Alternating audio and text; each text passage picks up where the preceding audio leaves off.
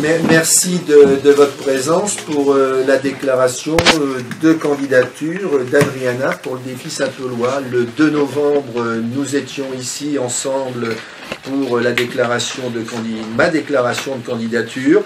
Et puis aujourd'hui, c'est le défi Saint-Paulois. Et comme je le disais à nos amis, dans un bon mois, on va certainement vous présenter le défi Fort-Mardiquois. Et puis la boucle du Grand Dunkerque sera bouclée. Donc je laisse la parole à Adrien. Donc merci également, c'est moi de vous remercier pour votre présence. Et puis, je vais commencer, je vais attaquer dans le vif du sujet. Donc Saint-Pauloise, Saint-Pauloise, chers amis, passionné par ma ville, j'y vis depuis ma naissance. Sapeur-pompier depuis mes 18 ans, je me suis mis au service des habitants de Saint-Paul-sur-Mer.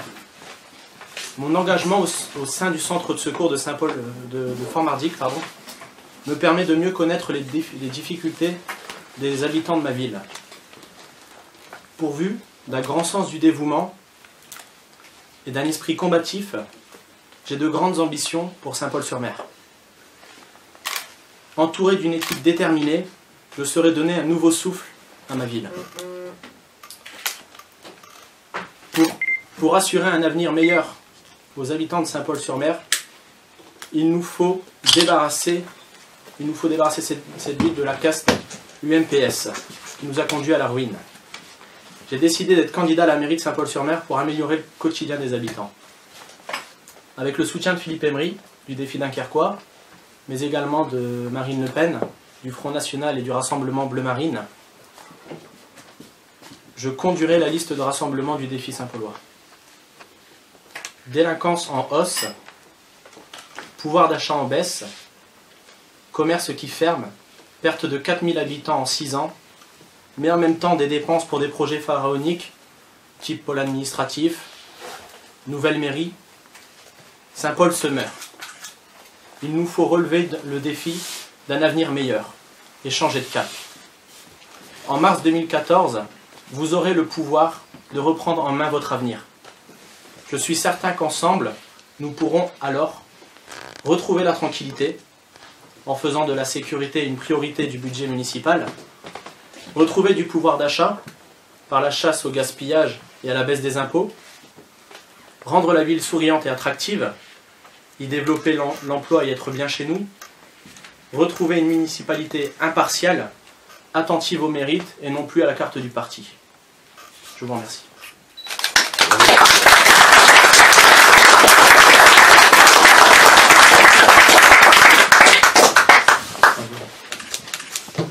Je vous propose peut-être de faire un point sur la situation politique de Saint-Paul-sur-Mer. Il ne faut pas oublier qu'en 2008, une seule liste était présente à l'élection municipale. Les Saint-Paulois en mars 2014 auront le choix, une alternative par la présence de la liste du défi Saint-Paulois. Notre priorité, c'est redonner du travail aux habitants de Saint-Paul-sur-Mer. C'est bien aussi qu'ils retrouvent leur pouvoir d'achat, de la tranquillité, comme je l'ai dit tout à l'heure, avec les cambriolages qui ont explosé sur Saint-Paul-sur-Mer, les vols, la délinquance en hausse. Nous saurons redonner un avenir à tous les Saint-Paulois. C'est pourquoi nous avons fait le choix d'une liste de rassemblement de tous les patriotes qui veulent voir Saint-Paul-sur-Mer s'en sortir. Nous dirigerons la ville en faveur de tous les habitants et nous ne laisserons personne de côté.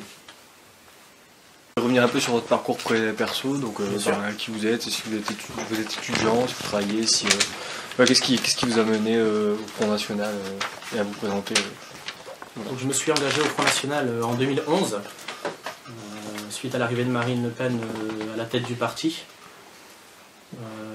J'ai eu, je dirais, beaucoup de chance dans mon arrivée au front, puisque quand j'ai pris ma carte, la permanence ici sur Dunkerque réouvrait.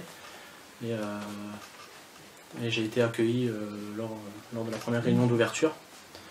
Donc j'ai pu faire la rencontre de Philippe Emery. Suite à ça, en 2012, j'ai été candidat aux législatives dans la 14e circonscription. Et puis aujourd'hui, en discutant un peu avec l'équipe, j'ai décidé d'être candidat sur Saint-Paul-sur-Mer. Donc, comme je l'ai dit avant, 22 ans. Je suis sapeur-pompier volontaire depuis mes 18 ans. Donc là, je suis actuellement au centre de secours de Pont-Marly. On peut dire que tu es bien connu à Saint-Paul. Oui, oui. L'autre jour, au conseil consultatif, il y a un des adjoints de UTA qui dit « Ah, ben, je l'ai connu, tu faisais tous les étés les centres aérés ». Oui, j'ai fait pendant 4 ans, j'ai été animateur au centre aéré de Saint-Paul-sur-Mer, notamment sur le centre Brockenberg, Romain-Roland, cheminot. On a également pu m'apercevoir sur les bords des bassins de la piscine de Saint-Paul, puisque j'ai fait quelques remplacements en tant que maître nageur. J'ai le BNSSA.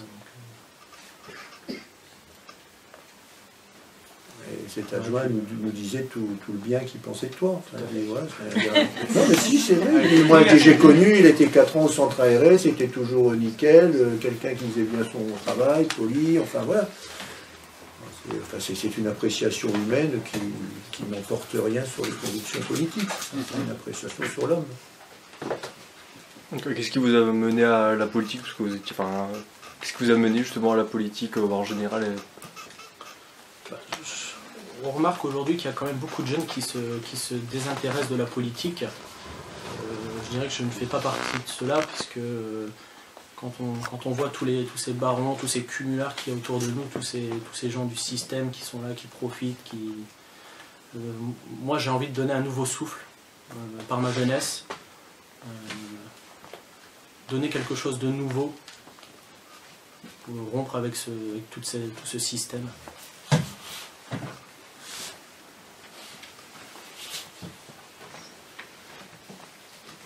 Justement, vous disiez que vous étiez encarté en 2011 à l'arrivée de Marine Le Pen. Est-ce qu'il y a un lien entre l'arrivée de Marine Le Pen et la vôtre, ou bien c'est une circonstance? Est-ce que ça n'a rien à voir? Est-ce que l'arrivée de Marine Le Pen a à voir avec votre engagement au FN ou pas du tout? Je dirais que ça a aidé.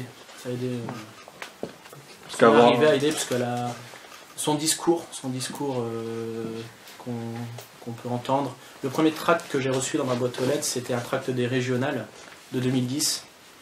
Justement où Marine était tête de liste, et je pense que ça a été le déclic en lisant le tract. Puis tout ça après, ça fait son chemin dans la tête, et après en 2011 j'ai décidé de prendre ma carte.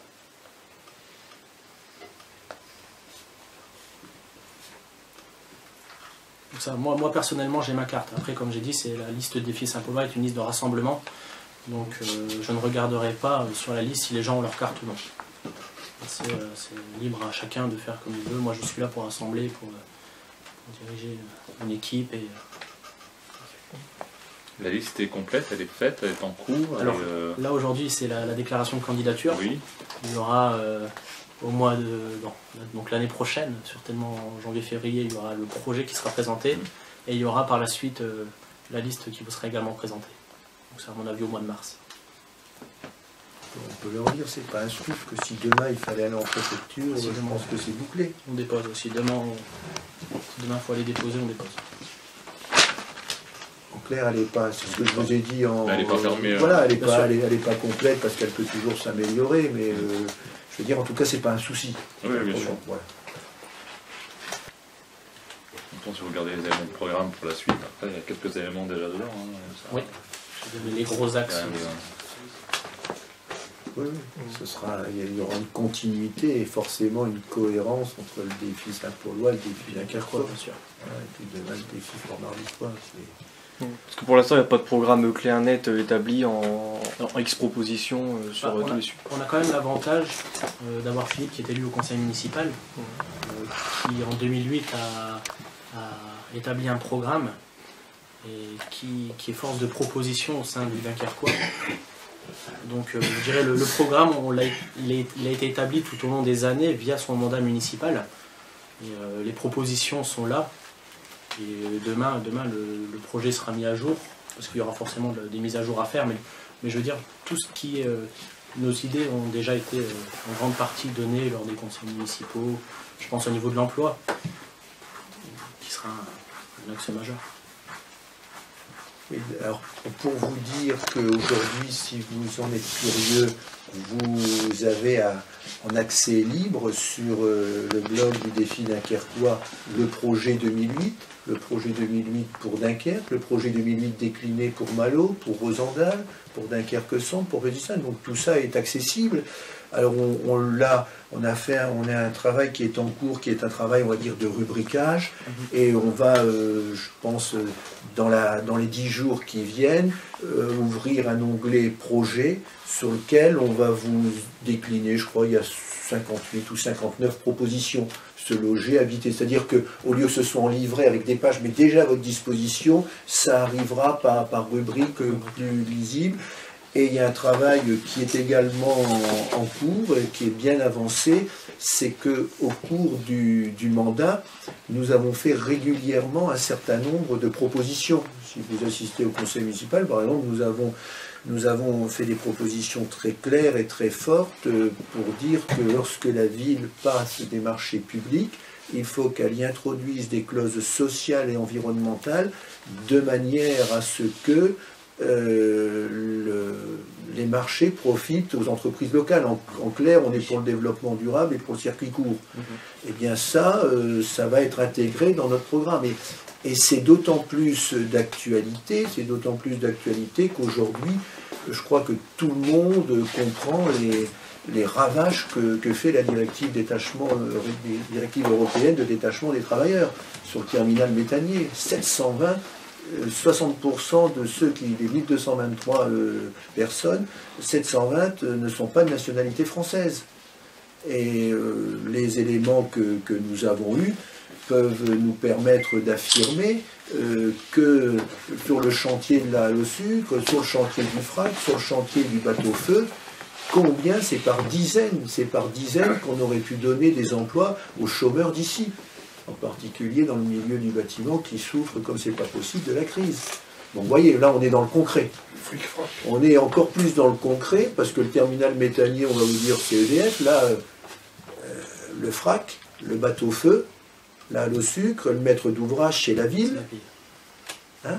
Et donc quand on est maire et qu'on a une responsabilité et qu'on laisse se faire un chantier qui est alimenté par l'argent public, et que sur ce chantier, 20 ou 30% de ceux qui font le travail sont des gens qui viennent de Pologne, de Bulgarie ou de Hongrie, et qui donc ne vont laisser aucune charge sociale, aucune cotisation à notre système de protection sociale et de retraite en France, ben moi je dis que ces gens, ces maîtres d'ouvrage publics, sont des gens quelque chose irresponsables et même criminels.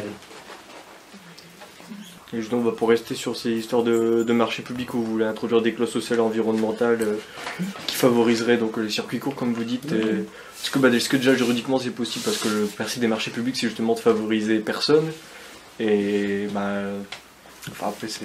Ça, vous tenez le discours du bon petit soldat de la Commission européenne. Pour moi, le principe du marché public, c'est de ne pas faire du tort aux gens de chez nous. Et là, on vous inversez. Le principe, c'est de ne favoriser personne. Non. Le principe du public, c'est de défendre sa population. Quand vous raisonnez comme ça, vous n'êtes plus dans le libéralisme, vous n'êtes plus dans la loi de la libre circulation des biens et des personnes, qui fait que chez GAD, il y a des Roumains qui travaillent à 2 € de l'heure. C'est ça. Mais effectivement, il faut favoriser personne. Nous, on pense qu'il faut favoriser les Français. Et on l'assume. Même si ça déplaît à M. Barroso. Oui. Je vais continuer. Par contre, je vais revenir un peu sur ce que je disais tout à l'heure sur le profil personnel. Oui. Je me suis permis d'aller voir sur votre profil Facebook et dans les personnes qui vous inspirent, bon, il y a forcément Marine Le Pen, Steve Briouat, et je notais aussi Napoléon, Clovis et Charles Martel. Donc, est-ce que vous êtes fan d'histoire ou je sais pas, qu'est-ce qui vous attire? Je suis fan d'histoire, effectivement, surtout de l'histoire de France, et notamment de la période du Premier Empire de Napoléon Bonaparte. C'est une période que j'affectionne particulièrement. Je dirais la continuité révolution française, mais et Premier Empire. C'est quand même une période de l'histoire de France une grande période de l'histoire de France. Il a rayonné sur toute l'Europe. On n'était pas soumis à l'Europe. Bon, j'aurais une question, mais qui déborde Saint-Paul ou même Dunkerque. Au niveau de l'agglo, faire un point sur les présentations de candidats dans d'autres communes. Ça a été évoqué à un moment une ville de plus de 20 000. Oui, ça suit C'est son toujours cours. d'actualité. C'est toujours d'actualité. Toujours d'actualité, parce que c'est le deuxième enjeu de la campagne, c'est la communauté urbaine. C'est bien pour ça que je pose la question. Et on ne le perd pas de vue.